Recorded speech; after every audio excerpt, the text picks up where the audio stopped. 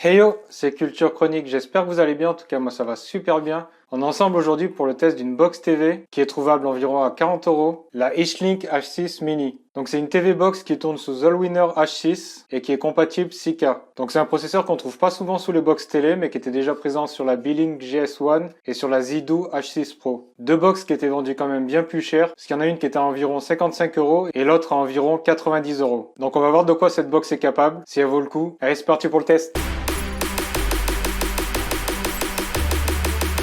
Donc voici la boîte de la Eastlink H6 Mini. Donc elle est des plus simples. Elle est toute noire. Il n'y a pas trop d'infos au dos.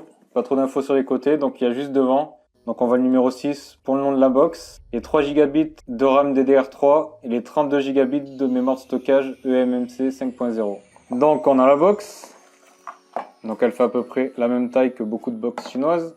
Donc elle est toute noire. Au-dessous on voit il y a 4 patins pour l'adhérence. Comme d'habitude. On a les petites grilles pour la ventilation et on a deux petites encoches de chaque côté, donc ça je pense c'est pour les mettre sur un support, donc pour cacher derrière une télé ou derrière un écran.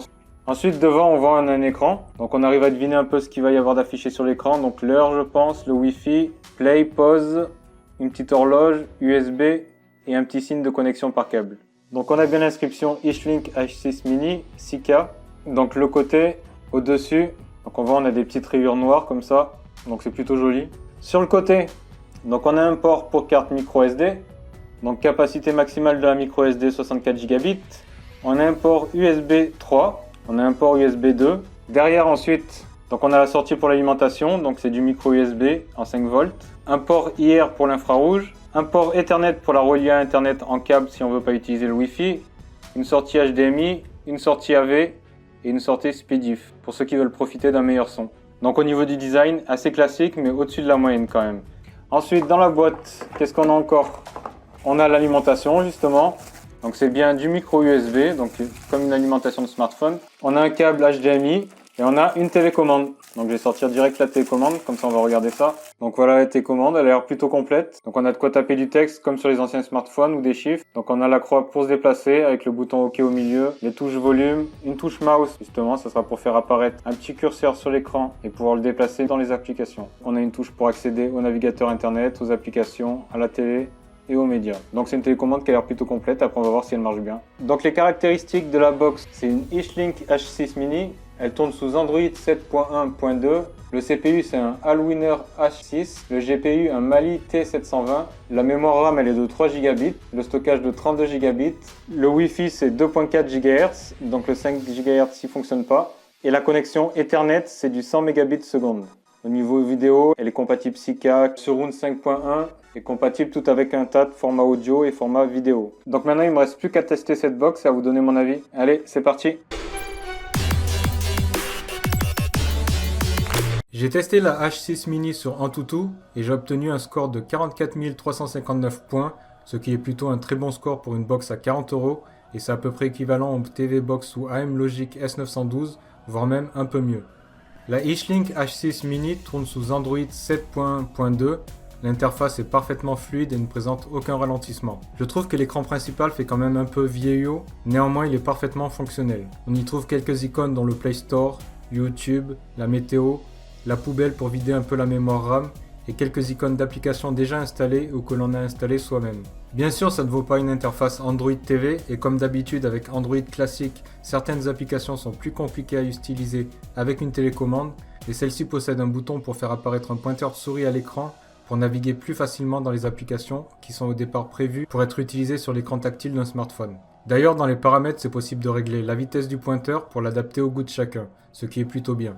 Sinon, il est toujours possible de brancher une souris ou un clavier avec trackpad pour simplifier encore la navigation. Alors la H6 Mini possède les DRM Widevine Level 3, mais pas les Level 1. Donc au niveau des applications de streaming vidéo, la résolution pour Netflix, Amazon Prime Video et MyCanal sera de 480p, c'est de la basse résolution. Pour Molotov TV, ça sera du HD 720p, et sur YouTube, la résolution max sera de 1080p Full HD. Donc on peut installer l'application que l'on veut à partir du Play Store, ou à partir d'un APK si on le possède, ou encore à partir d'un store alternatif si on l'a installé. En lecture vidéo, la Eastlink est capable de lire des flux jusqu'en 6K à 30 fps, le X264, le X265, le HDR et le VP9 entre autres, grâce au processeur Allwinner H6. Le problème c'est qu'à l'heure actuelle, la 6K n'est pas encore démocratisée et il est très difficile de trouver des flux vidéo ou des appareils compatibles avec cette résolution. J'ai testé ses capacités avec des fichiers 4K X265 10 bits de Meduse. Le principe est simple, j'ai plusieurs fichiers identiques mais encodés dans un débit différent et je regarde à partir de quel débit la lecture vidéo pose un problème. Dans le cas de cette H6 mini, j'ai pu lire sans problème le fichier à 180 Mbps. Par contre, à partir de 200 Mbps, il commençait à avoir un peu de lag. Globalement et en rapport avec son prix, la H6 mini est plutôt performante en lecture vidéo. La H6 mini est capable de délivrer un son en 5.1 et dispose d'une sortie SPDIF qui permet d'améliorer le rendu sonore et plaira à ceux qui attachent une grosse importance à la qualité audio. Concernant la partie jeux vidéo, j'ai effectué un test sur l'application 3D Mark pour jauger ses capacités et j'ai obtenu des scores de 3970 points pour le test sur Ice Storm Unlimited et 2932 points sur Ice Storm Extreme. Ce sont des scores raisonnables sans être extraordinaires. J'ai testé plusieurs jeux 3D sur le Play Store comme Asphalt Extreme Rally et Wheel Racing 3 en connectant une manette en Bluetooth. Pour le premier, je n'ai eu aucun souci. Par contre, le deuxième présentait quelques ralentissements même si cela restait jouable. En émulation, je n'ai pas rencontré de soucis pour les jeux des anciennes consoles 2D et j'ai même pu jouer à des jeux des consoles plus récentes comme la Dreamcast par exemple. Donc les quelques sessions de jeux vidéo que vous venez de voir à l'instant, c'est lorsque le processeur il est encore froid. Par contre, une fois que le processeur il chauffe, ça change un petit peu. Je vais vous montrer ça tout de suite.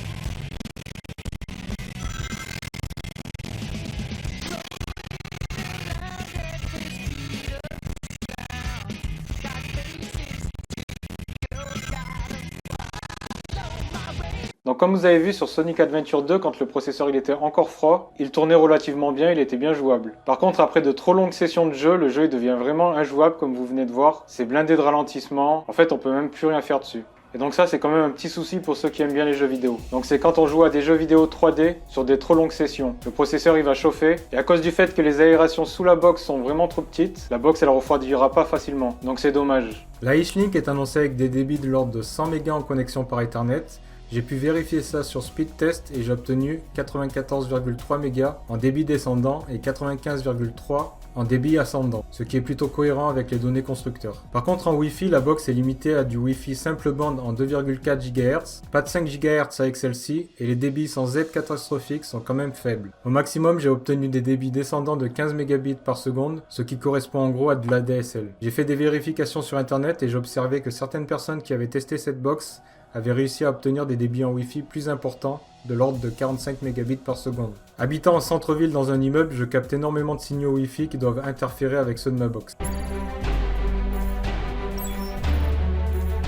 En conclusion, la H-Link H6 Mini dispose de bonnes performances générales et notamment en lecture de flux vidéo et est de plus vendue à prix doux. Malheureusement, l'absence de Wi-Fi en 2,4 GHz et la surchauffe trop importante en jeux vidéo 3D plombe un peu le ressenti global. Donc voilà, cette vidéo est terminée, j'espère qu'elle vous aura plu. Comme je dis à chaque fois, n'oubliez pas de vous abonner si c'est toujours pas fait, donc c'est en bas à droite normalement, si ça n'a toujours pas bougé. Je serai pas contre aussi un petit pouce bleu, ça aidera bien ma vidéo. Et si vous voulez voir encore plus de tutoriels, encore plus d'articles, vous pouvez aller voir sur culturechronique.fr, sur mon Facebook ou sur mon Twitter. Sur ce, passez une bonne journée, portez-vous bien et à une prochaine pour une prochaine vidéo. Ciao ciao!